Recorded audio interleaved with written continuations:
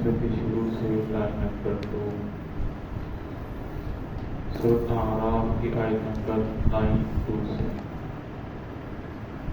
اعوذ باللہ من الشیطان الرجیم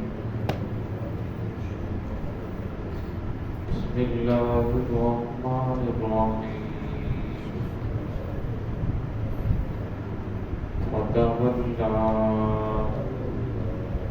عنهم وقال یا قوم لقد أبلغتكم رسالات ربي ونصحت لكم فكيف آسى على قوم كافرين وما أرسلنا في قرية من نبي إلا أخذنا أهلها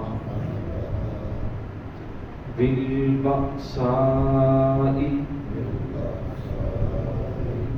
والضراء لعلهم يضرعون بسم اللہ الرحمن الرحیم فتولى عنهم وقال يا قوم لقد أبلغتكم رسالات ربي ونصحت لكم فكيف آسى على قوم كافرين وما أرسلنا في قرية من نبي إلا أخذنا أهلها بالبأساء والضراء لعلهم يضرعون فتولى عنهم وقال يا قوم لقد أبلغتكم اور ان سے پھرے شعیب علیہ السلام اور انہوں نے کہا یا قومی اے میری قوم لقد ابلغتکم تحقیق میں تمہیں پہنچا چکا ہوں رسالات ربی اپنے رب کا پیغام ونصحت لکم اور میں تمہیں نصیحت کر چکا ہوں فکیف آسا کیسے افسوس کروں اعلیٰ قوم کافرین ایسی قوم پر جو کفر کرنے والی ہے وما ارسلنا فی قریۃ نہیں ہم نے بھیجا کسی بستی میں من نبی کسی نبی کو الا اخذنا اہلہا مگر ہم نے پکڑا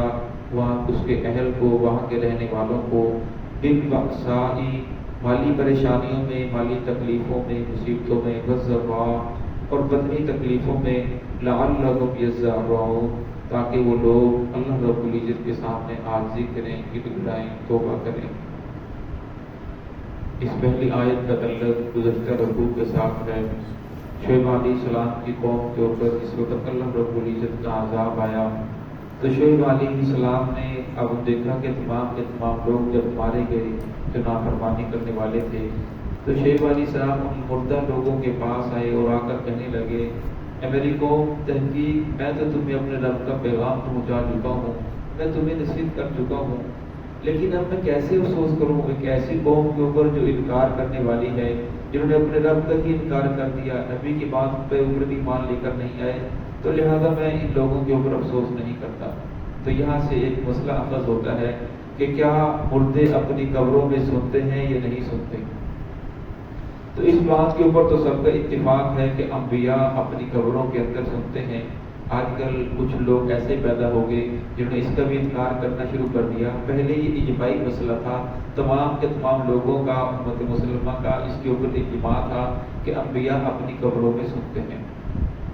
اور دوسرا مسئلہ یہ ہے کہ کیا جو لوگ قبروں میں چلے گئے، اس طرح عام انسان ہے وہ قبر میں سنتا ہے یا نہیں؟ ہم اپنے والدین کی قبر پہ جاتے ہیں، سلام کرتے ہیں، کچھ پڑھتے ہیں، کیا وہ ہماری بات کو سنتے ہیں یا نہیں سنتے؟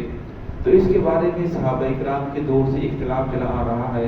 ایک گروہ وہ ہے جو کہتا ہے کہ جو مردے ہیں وہ قبروں کے اندر سنتے ہیں،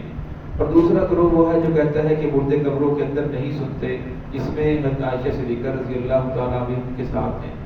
لیکن جو پہلا گروہ ہے صحابہ اکرام کی کثیر تعداد، اور اسی طرح امت میں بھی مالکیہ، حنفیہ، شافعیہ، حنابلہ، جتنے بھی چار ائمہ ہیں ان کے ماننے والے 95% لوگوں کا یہی عقیدہ ہے کہ انبیاء اپنی قبروں پہ سنتے ہیں۔ اس کے بارے میں حدیث بھی ہے کہ رسول اللہ صلی اللہ علیہ وسلم کی حدیث ہے کہ جب تم مردے کو دفن کر کے لوٹتے ہو، ابھی مردے کو تمہارے قدموں کی آہٹ سنائی دے رہی ہوتی ہے، تو اس کی قبر کے اندر منکر نکیر سوالات کرنے والے فرشتے آ جاتے ہیں۔ اگر نیک آدمی ہے تو مبشر بشیر خوشخبری دینے والے فرشتے آ جاتے ہیں جو اسے سوالات کرتے ہیں۔ دوسرا بدر کے موقع کے اوپر آپ صلی اللہ علیہ وسلم نے جس وقت وہ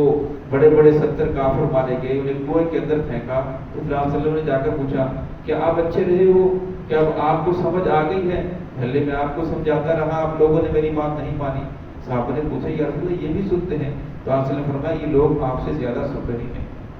تو اسی طرح اس آیت کے اندر فَكَيْفَ عَسَىٰ عَلَىٰ قَوْمِ الْكَافِرِينَ، تو اس سے جو لوگ اس بات کے قائل ہیں کہ مردے اپنی قبروں میں سنتے ہیں، وہ کہتے ہیں کہ یہاں شعیب علیہ السلام نے اپنی قوم کو فرمایا کہ میں تمہاری اوپر کیسے افسوس کروں، لہذا تم کافر قوم ہو، میں تمہیں نصیحت کر چکا ہوں، اپنے رب کا پیغام پہنچا چکا ہوں۔ تو یہ لوگ سارے کے ساتھ مردہ ہو چکے تھے، نافرمانی کرنے والے۔ اس سے پتہ چلا کہ مردے جو ہیں وہ سنتے ہیں۔ جو لوگ اس کے قائل نہیں ہیں وہی دلیل یہ دیتے ہیں، وہ کہتے ہیں کہ نہیں، بلکہ اس کا مطلب یہ ہے فَكَيْفَ عَسَىٰ عَلَىٰ قَوْمِ الْكَافِرِينَ، یہاں شعیب علیہ السلام نے افسوس کا اظہار کیا کہ میں ان لوگوں کے اوپر افسوس نہیں کرتا، لہذا افسوس کیسے کروں؟ تو لہذا ان کو سنانا مقصود نہیں تھا، لہذا انہوں نے ویسے افسوس کیا۔ تو لہذا اہل سنت کا عقیدہ یہ ہے کہ اگر اللہ رب العزت چاہیں تو مردے کو سنا سکتے ہیں، اگر نہ چاہیں تو نہیں سنا سکتے۔ تو لہذا یہ اختلافی مسئلہ ہے، تو اس اختلاف کے اندر پڑھنے سے بچنا چاہیے۔ تو عقیدہ یہی رکھنا چاہیے، وہاں والدین کی قبر پہ جاتے ہیں، قرآن پاک بھی پڑھتے ہیں، سلام بھی پڑھتے ہیں، اسی طرح انہیں سلام بھی کرتے ہیں۔ تو اس کے بارے میں ان کے جو جہاں جس طرف ان کا چہرہ ہوتا ہے وہاں سامنے کھڑے ہوتے ہیں، تو اس کے بارے میں علماء فرماتے ہیں ہو سکتا ہے اللہ کی ذات سے کون سا مشکل ہے، اللہ وہ چاہے تو اپنا آپ کا چہرہ بھی دکھا سکتے ہیں، آپ کی بات بھی ان تک پہنچا سکتے ہیں۔ حدیث پاک اندر آتا ہے، دارمی کی روایت ہے، جو شخص جمعے والے دن اپنے والدین کی قبر کی زیارت کرے، اللہ رب العزت اس سے بھی حج عمرے کا ثواب عطا فرماتے ہیں۔ جو زندہ کی زیارت کرتا ہے اسے تو ثواب ملتا ہی ہے، لیکن فرمایا جمعے والے دن جو قبر کی زیارت کرے اللہ رب العزت اس سے بھی حج عمرے کا ثواب عطا فرماتے ہیں۔ ویسے بھی رسول صلی اللہ علیہ وسلم کا فرمان ہے کہ ہفتے میں ایک دن قبرستان ضرور جایا کرو، تاکہ انسان کو پتہ چلے میرا آخری مقام کیا ہے، میں نے کہاں آنا ہے۔ اور فرمایا جب انسان قبرستان جاتا ہے پھر عبرت حاصل ہوتی ہے۔ آگے والی آیت کے اندر اللہ رب العزت نے اجمالی طور پر ذکر فرمایا وما ارسلنا فی قریۃ من نبی، فرمایا نہیں ہم نے بھیجا کسی بستی میں من نبی، کسی نبی کو، الا اخذنا اہلھا بالبأساء والضراء لعلهم یضرعون، مگر جب قوم نے ان کی باتوں کا انکار کیا تو پھر اس کے ساتھ اللہ رب العزت کی طرف سے ان کو مالی تکلیفیں آئیں، ان کو بدنی تکلیفیں آئیں۔ فرمایا جس کی وجہ سے مقصد کیا تھا کہ لوگ گڑ گڑائیں توبہ کریں، اور فرمایا مالی تکلیفیں آئیں، زلزلہ آیا، تمام کے تمام لوگوں کی نقصان مالی بھی ہوا، جانی بھی ہوا، تاکہ یہ لوگ اللہ رب العزت کے سامنے جھکنے والے بن جائیں۔ سیلاب آیا، سیلاب کے اندر بہت سارے لوگوں کی عمارتیں تباہ ہو گئی، فصلیں برباد ہو گئی، گھر برباد ہو گئے، بہت ساری جانیں چلی گئیں۔ مقصد یہ تھا کہ لوگ اللہ رب العزت کی طرف توبہ کر لیں، رجوع کر لیں، اللہ کے ساتھ صلح کر لیں۔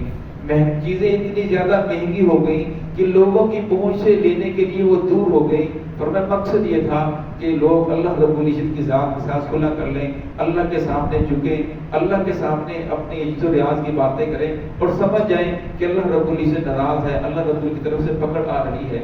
اور فرمایا پھر اسی طرح ہم نے جسمانی بیماریاں بھی ان کے اوپر نازل فرمائی، ایسی ایسی بیماریاں بھیجی پہلے لوگ جن کے نام بھی نہیں جانتے تھے، اور مقصد یہ تھا کہ لوگ نبی کی بات کو مان لیں، اللہ رب العزت کے احکامات کو قبول کر لیں۔ لیکن فرمایا پھر بھی بہت سارے لوگ ایسے ہیں جو بات کو ماننے کے لیے تیار نہیں ہیں، جو کہتے ہیں یہ حواسات زمانہ کی وجہ سے ہے، اس سال انہوں نے جو ہے وہ انڈے تلف نہیں کیے جس کی وجہ سے ڈنڈی دل کا عذاب آ گیا، یہ فلاں عذاب اس وجہ سے آیا، وہ زمانے کی طرف بھی اس کی نسبت کرتے ہیں، اللہ رب العزت کی طرف نسبت نہیں کرتے۔ تو ورنہ زمانے کا حالات کا عدلہ بدلنا یہ اللہ رب العزت کی طرف سے ہے، اگر تکلیف آ رہی ہے تو وہ بھی اللہ رب العزت کی طرف سے ہے، اگر راحت پہنچ رہی ہے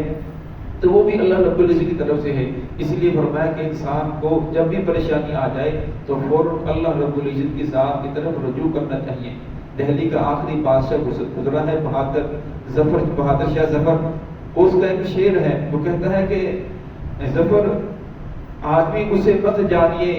خواہ کتنا بھی وہ فہم و ذکا ہو، عقل مند ہو، جسے تیش کے اندر یاد خدا اور یعنی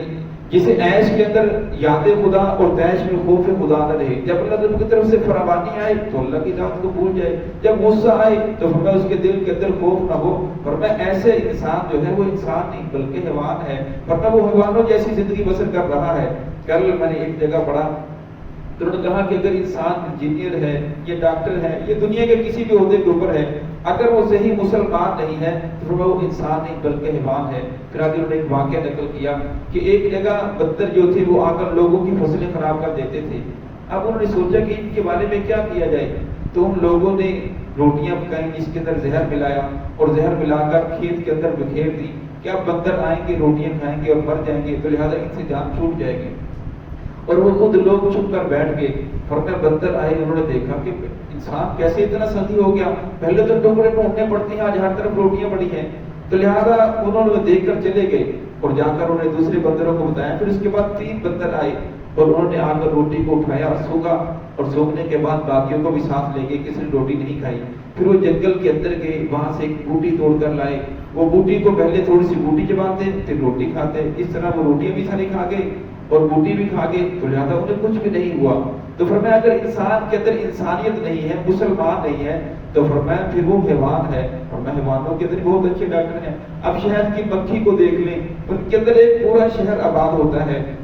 ہر چیز کا خانہ علیحدہ ہے، نگرانی کے لیے علیحدہ ہے، ہر ایک کی اپنی اپنی ڈیوٹی مقرر کی ہوئی ہوتی ہے، اور میں اس سے بڑا انجینئر کوئی نہیں ہوتا۔ تو اس لیے فرمایا حضرت انسان اس وقت ہے جب اس کے اندر انسانیت آ جائے، جب وہ پکا مسلمان بن جائے۔ جب فرمایا مسلمان نہیں ہے، فرمایا دنیا کا کوئی بھی عہدہ ہو، پھر وہ کارگر ثابت نہیں ہوتا۔ تو یہاں بھی اللہ رب العزت فرمایا کہ یہ تکلیفیں، مسائل، پریشانی آ رہی ہیں، اس کا مقصد تو یہ تھا کہ لوگ اللہ کے ساتھ صلح کرتے، لوگ اللہ کے سامنے عاجزی کرتے، لیکن فرمایا انہوں نے فلاں کی نسبت کر دی، یہ فلاں نے جادو کر دیا، یہ فلاں نے یہ کر دیا، یہ فلاں کی وجہ سے یہ اثرات آ رہے ہیں۔ فرمایا حالانکہ ایسی بات نہیں ہے، انسان کی کسی غلطی کی وجہ سے، کسی کوتاہی کی وجہ سے انسان کے اوپر حالات پیدا ہوتے ہیں۔ حضرت عائشہ صدیقہ رضی اللہ تعالیٰ عنہ فرماتی ہیں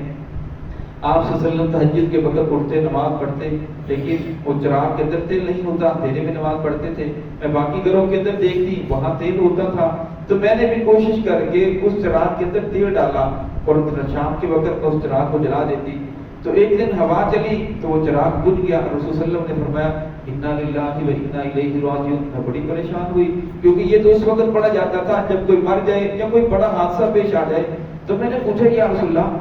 کیا ہوا، آپ نے انا للہ پڑھا؟ تو آپ صلی اللہ علیہ وسلم نے فرمایا یہ چراغ بجھ گیا، اس کی وجہ سے میں نے پڑھا۔ تو میں نے فرمایا یہ کوئی آپ نے یہ پڑھنے کا کیا مقصد تھا؟ تو یہ تو کوئی بڑا حادثہ نہیں ہے، بڑے پریشانی نہیں ہے، میں ابھی جلا دیتی ہوں۔ تو رسول صلی اللہ علیہ وسلم نے فرمایا کہ انسان کو جو بھی تکلیف پہنچی ہے اس سے اللہ رب العزت انسان کے گناہوں کو معاف کر دیتے ہیں، اور ہمیں ہر چیز کی نسبت انسان کو اللہ رب العزت کی طرف ہی کرنی چاہیے، اور ہر چیز کے بعد، پریشانی کے بعد، خوشی کے بعد انسان کو اللہ رب العزت کی طرف رجوع کرنا چاہیے۔ تو فرمایا ہم لوگوں کے اوپر تکلیفیں آئیں، پریشانیاں آئیں، مقصد کیا تھا؟ لعلکم یذرعون، تاکہ یہ لوگ گڑگڑائیں، توبہ کریں، معافی مانگیں، لیکن وہ لوگ پھر بھی معافی مانگنے کے لیے تیار نہیں ہوئے۔ پھر اللہ رب العزت نے ان کے اوپر مال و دولت کی فراوانی کی، اس کا تذکرہ انشاءاللہ کل آئے گا۔ دعا ہے کہ اللہ رب العزت ہم سب کو صراط مستقیم پہ چلنے کی توفیق عطا فرمائے۔